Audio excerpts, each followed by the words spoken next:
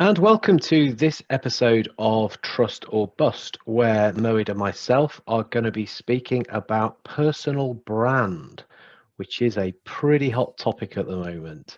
So, Moed, we better just define what we mean by personal brand.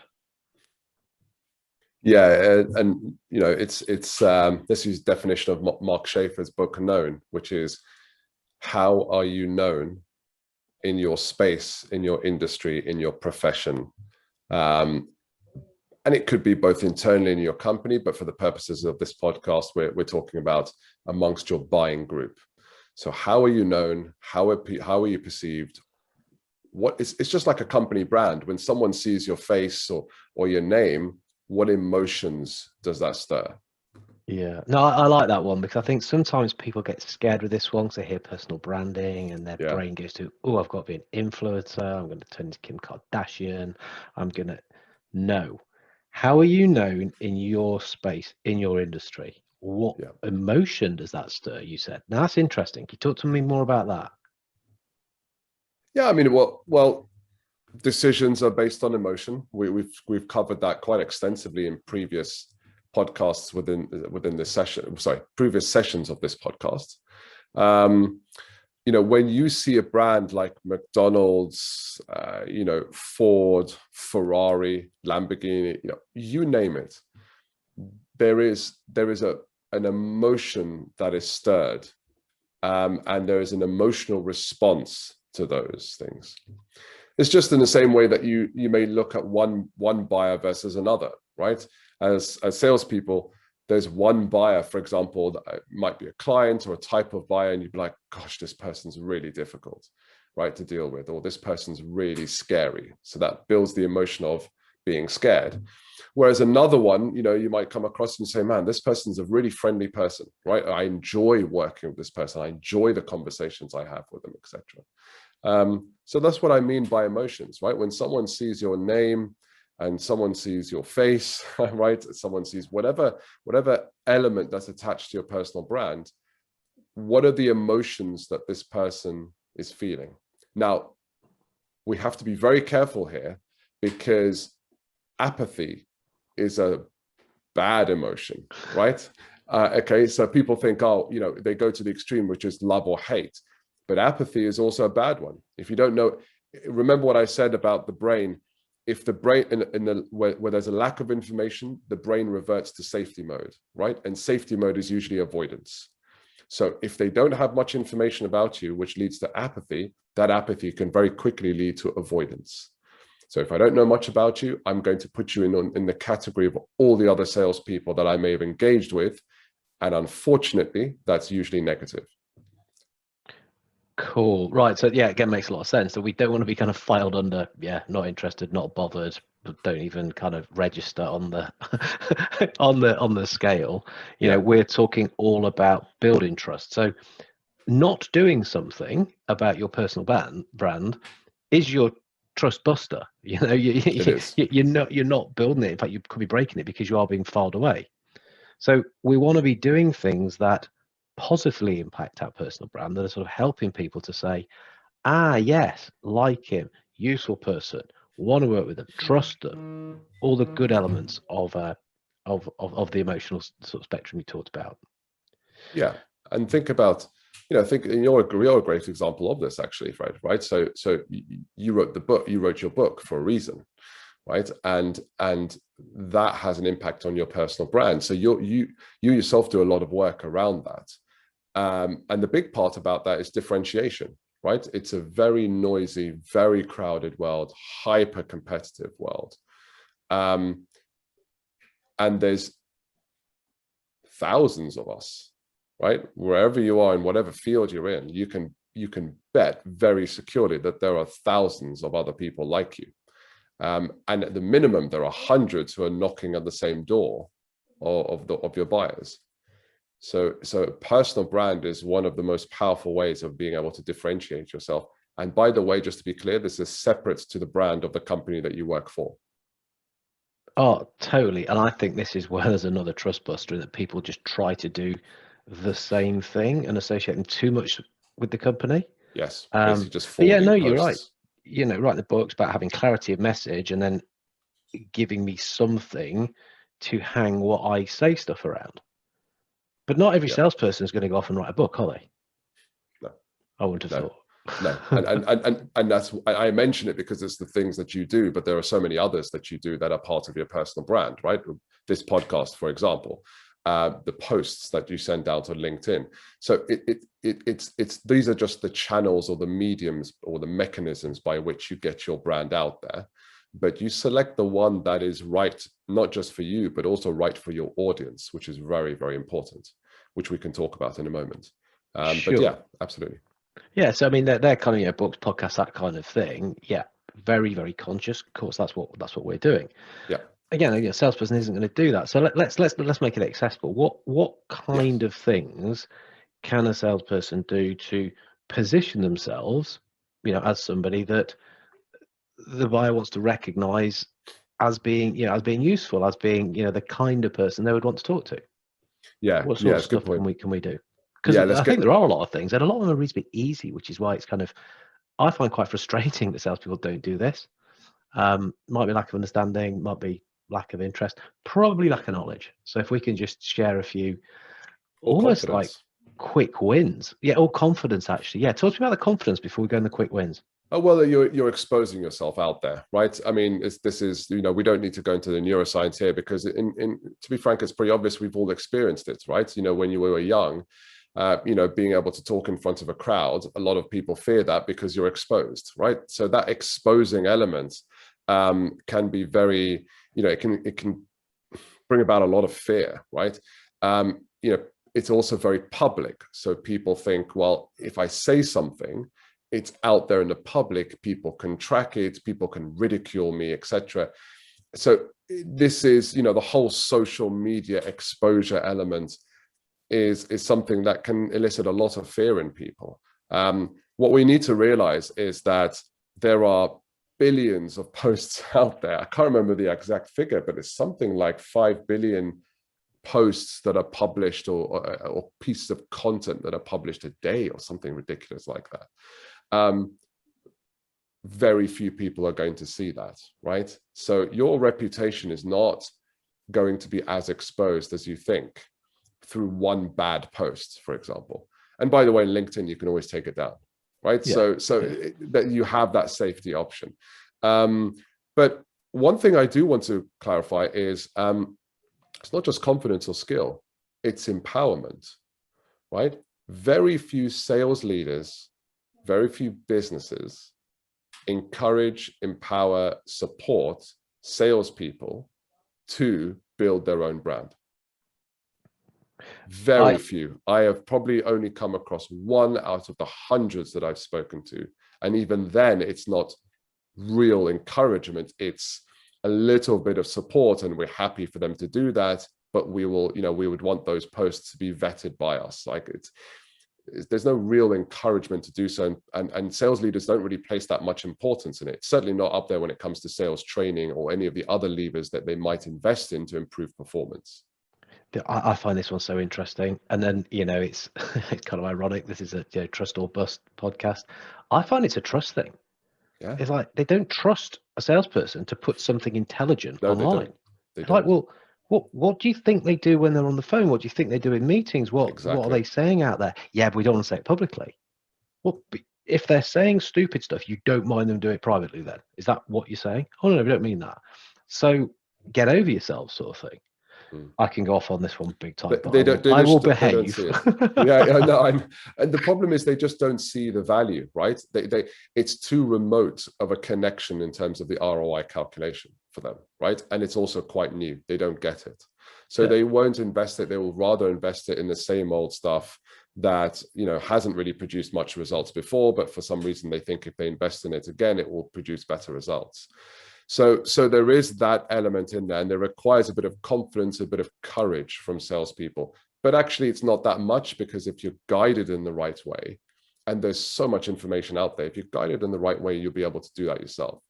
So let's get into the nuts and bolts to answer your original question, which is what should we do? How do we do it in the right way?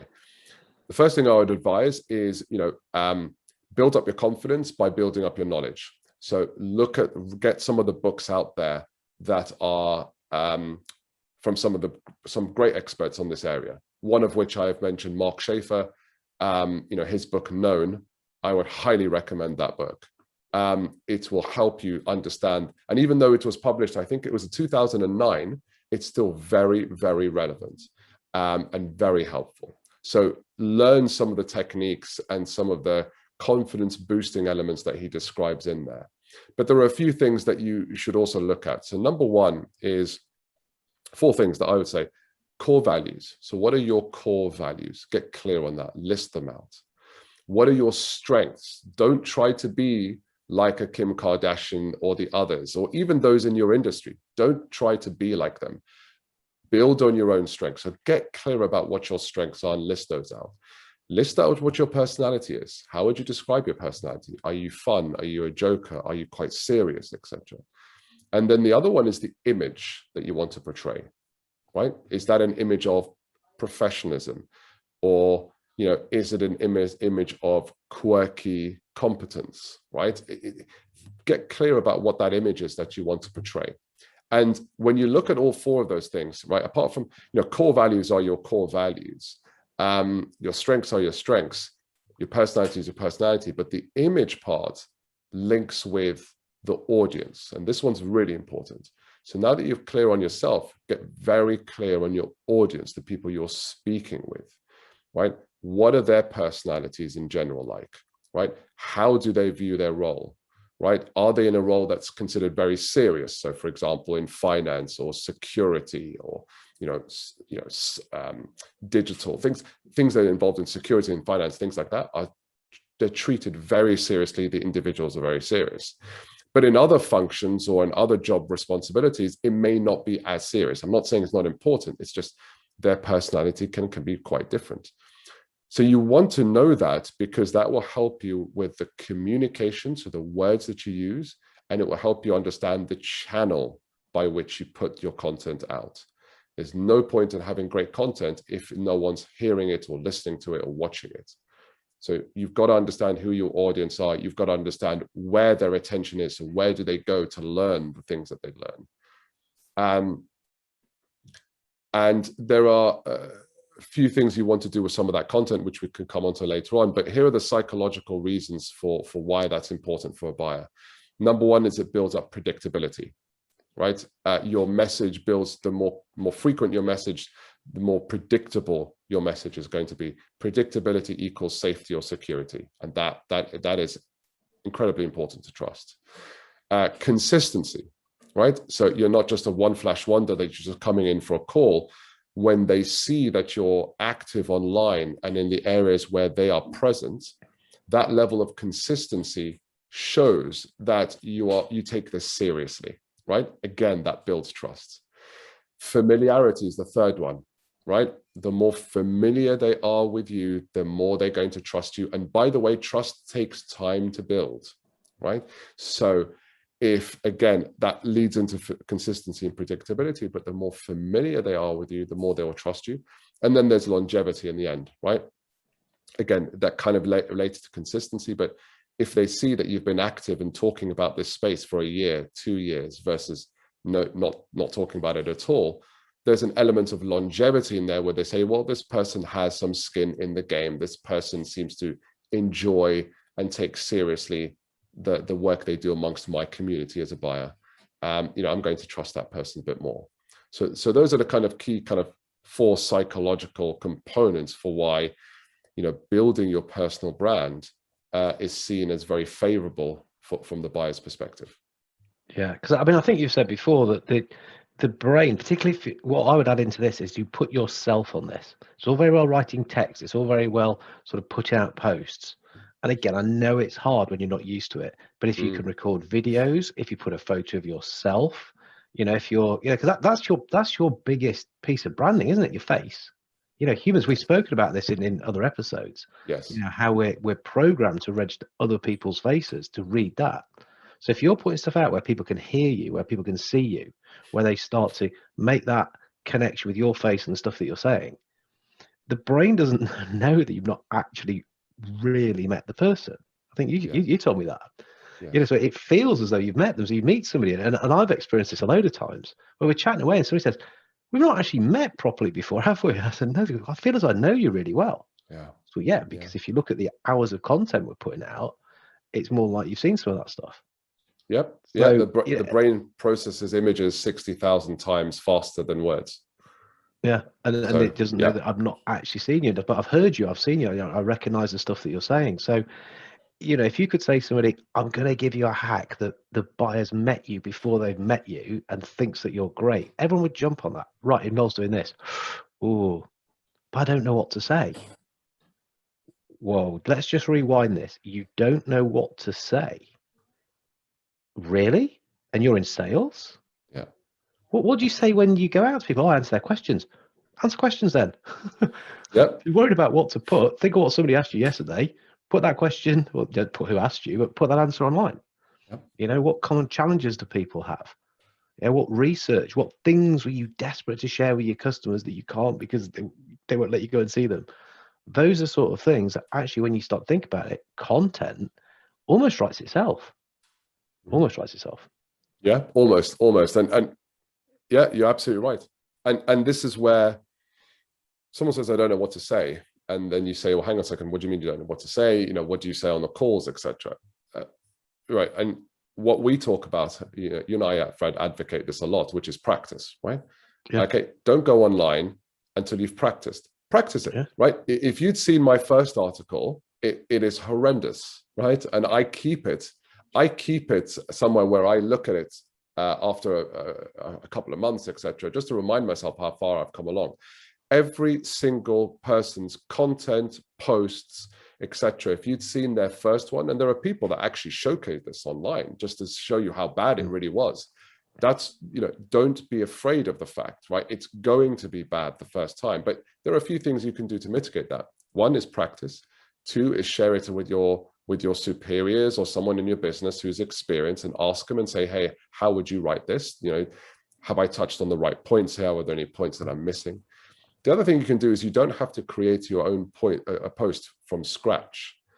You can take a post that your company has sanctioned, approved, whatever words you want to use for public consumption. And here's the key point. Add your own perspective to that content. Now that's really important, right? Because most of the time, companies are asking their salespeople to just post what their marketing team has basically created. And all they're doing is they're just forwarding it with a few sound bites. That a buyer will probably look at if it's interesting enough, but it doesn't build your personal brand, right? So what you are trying to do is build yourself as an expert in that buyer's community, not an expert in sales. Let me make this really clear, right? If you're sales trainers or consultants like you and I are, absolutely makes sense to talk about sales, because that's the thing that we're advising on. That's the thing that we're providing services for. It's the people we're selling to, etc. But if you're a salesperson that's selling a technical product or accounting product, whatever it might be, don't talk about your thoughts on sales, because that is of no value to your buyers. Talk about your perspective about your buyer's world, not your products either, right? Their world. So for example, if you sell to chief technology officers, share your take on how you see the chief technology officer's world is going to change in the next 5 years, right? So talk about their world, add your perspective to, you know, content that's been created by your company, so that you don't have to create anything from scratch. And remember the cues framework, which you and I talked about in the previous one, which is how you get someone's attention. Make sure it arouses curiosity. When you say your perspective, try and have a unique perspective on that situation. Make sure you're arousing some form of emotional response, and try and make it as surprising as possible. There's no point talking about something that your audience already knows. Talk about a unique perspective, but also talk about something that might be surprising to them as well, right? So there are a lot of, not shortcuts, but a lot of ways that you can do, a lot of things you can do to make this process easier for you, whilst you're practicing and build up some consistency, right? So it doesn't have to be once a day, maybe once a week is fine. Take some news from the FT or an industry journal, any piece of news, add your perspective to that. Invite the audience to share their perspective as well. What do you think about this? Right? Tag people in LinkedIn, names of people that you know, ask them to contribute, right? You don't have to be necessarily the person that delivers the value all the time, but you could be the facilitator of value. You could be the person that invites others to provide their perspective. And by that collective discussion, you're providing value to your buyers as well, right? Scott Ingram is a good example of this, right? He's a salesperson at the end of the day, but he has a podcast where he invites other sales experts, other industry experts. So he's seen as a person of influence, not because he just talks about sales, but he brings other experts in to talk about sales. So he's almost that axis, that facilitator of value. You can be that person as well, right? You don't have to be the person that creates all the value all the time. So that's a lot of information. Sorry. No, there is, and I agree with all of it, apart from one bit. Yes, please. Which is, I think you can practice online. Now, if it's, I'm not saying you go with your full-on articles, but at some stage you have to put it out there. Okay, but where can you 100% practice online? Comment on other people's stuff. Oh, that's a good point. Yeah. Comments. Yeah, now, comments are great, because if somebody is writing something already intelligent and you think, well, that's actually pretty clever, I can't do much better, agree with it. Ask them a question. Someone who's publishing stuff, if you ask them a question, they will love you, because it means that they can then give more information. You're now riding on their coattails. Your profile, which, by the way, again, we're talking LinkedIn mainly here, it should be up to speed with decent picture, decent banner, full history and a summary which is around the customer and what you do for them. But if you comment on stuff, you're still getting a little bit of visibility. You're still looking intelligent. You're still looking like somebody who has got something to offer in the world you operate in. Now, ultimately, you want to be getting to be the person that people are commenting on. But in the short term, just make a commitment, push yourself out your comfort zone to say, no, I'm going to comment on a couple of things per day. Find the people who are putting good stuff out in my sector, follow them, listen to them, comment on it. And you're already starting to get some of the benefits that you're talking about and getting more comfortable to move yourself up for producing your own. That's a great point. Yeah, absolutely. Yeah, I'm all for shortcuts. Funny since we both do that, and I forgot that. But yeah, you are absolutely right. Yeah, that's because it's second nature now. We almost automatic. You just do it. You comment on things, and 3 times a day, I'm commenting on stuff. Probably posting once a day. But yeah, and follow. By the way, one point I forgot to mention, which is actually important to this, because how are you going to know if the people have posted something, right? People in your sector, even your buyers, right? Follow them, right? It's so easy on LinkedIn to do so. Rather, you don't have to. People think we have to connect with these people in order to have some form of engagement or a connection. Not true. You can just follow them, right? Follow what they're saying, make some comments about what they're saying, right? Slowly build that relationship, and then request a connection. That's what I do. I don't request a connection straight away. There's so many tactics, and look, LinkedIn is full of LinkedIn tactics, so you'll find lots and lots of advice on there. But what I'm really happy with what we've shared here is that the sort of the whys, the psychology behind it, the benefit you get from doing it, and hopefully that's what we've achieved with this podcast, is just giving people a little nudge to dip their toe, start doing it seriously, and you will get benefit for doing that. Absolutely. And I'd love to hear some comments from the viewers, right? So especially in YouTube, leave some comments on your experience around trying to build your own personal brand, right? So down below, tag us in stuff, make us comment on things. Because we love it. I'd love to hear it. Yeah, I'd love to hear it, because everyone's had their own experience, some challenges, some things that have worked well.